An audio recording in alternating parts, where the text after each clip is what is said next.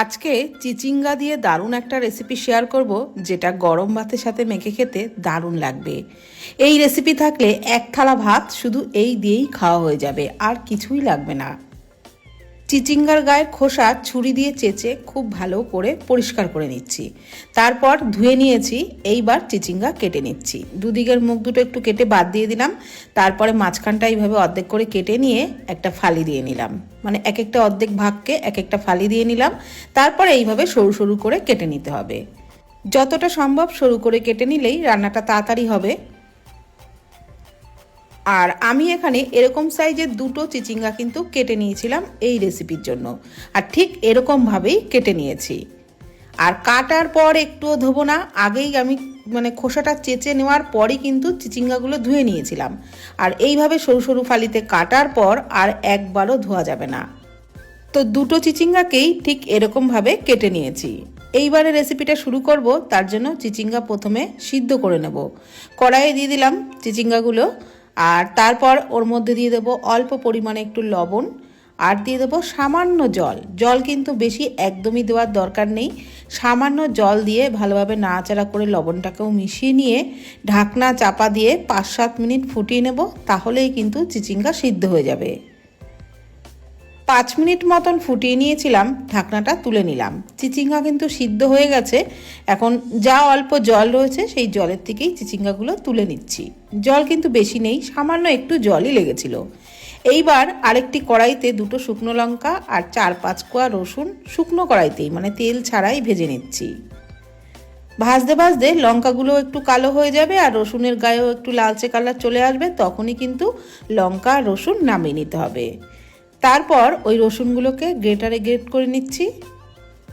আপনারা হয়তো ভাবতে পারেন যে কাঁচা রসুন গ্রেট করে নিলেই তো হতো, কিন্তু এইভাবে হালকা তেল ছাড়া ভেজে নিয়ে তারপরে গ্রেট করলে রসুনের যে একটা পোড়া পোড়া ভাব, মানে গন্ধ, সেটা কিন্তু ওই রেসিপির মধ্যে ঢুকে যাবে আর খেতেও ভালো লাগবে। ভাজা শুকনো লঙ্কার মধ্যেও একটু লবণ দিয়ে মেখে নিলাম। এদিকে রসুনটাও কিন্তু গ্রেট করে নেওয়া হয়ে গেছে, আর চিচিঙ্গাগুলো যে তুলে নিয়েছিলাম জল থেকে সেটাও কিন্তু ঠান্ডা হয়ে গেছে। এখন মিক্সির জারেতে চিচিঙ্গাগুলো নিয়ে নিলাম। আর রেসিপির টেস্টটা আর একটু বাড়ানোর জন্য দিয়ে দিলাম 200 গ্রাম খোসা ছাড়ানো চিংড়ি মাছ। ভালো করে ধুয়ে পরিষ্কার করে নিয়েছিলাম, সেই মাছগুলো দিয়ে চিচিঙ্গার সাথে একসাথে পেস্ট তৈরি করে রাখলাম। এইবার কড়াইয়ে সর্ষের তেলের মধ্যে 1/2 চামচ কালো জিরে দিয়ে দিলাম একটা বড় সাইজের পেঁয়াজ কুচি। পেঁয়াজটাকে একটু হালকা লালচে করে ভেজে নিচ্ছি। বন্ধুরা, এই রেসিপিতে আমি চিংড়ি মাছ ব্যবহার করছি, আপনারা কিন্তু চিংড়ি মাছ ছাড়াও একই রকমভাবে রেসিপিটা তৈরি করতে পারেন, সেক্ষেত্রেও খেতে খুবই ভালো লাগবে। পেঁয়াজটাকে বেশ লালচে করে ভেজে নেওয়ার পর দিয়ে দিলাম গ্রেট করা রসুন, আর যে শুকনো লঙ্কাগুলো লবণে মেখে নিয়েছিলাম সেগুলোও দিয়ে দিলাম। সমস্ত কিছু দিয়ে পেঁয়াজটাকে কিন্তু আরও বেশ লালচে করে ভেজে নিচ্ছি, মানে পেঁয়াজ রসুন লঙ্কা বেশ লালচে করে ভেজে নেওয়া হয়ে গেলে দিয়ে দিলাম চিচিঙ্গা বাটা, চিচিঙ্গা আর চিংড়ি মাছ বাটা। এইবারে এই বাটাটা দিয়েও কিন্তু নাড়াচাড়া করে খুব ভালো করে ভেজে নিতে হবে। গ্যাসের ফ্লেম রাখতে হবে মিডিয়ামে, আর এইভাবে অনবরত নাড়াচাড়া করতে করতে এটাকে একেবারে শুকিয়ে ফেলতে হবে। দিয়ে দিলাম 1/2 চামচ হলুদ গুঁড়ো, পরিমাণ মতো লবণ।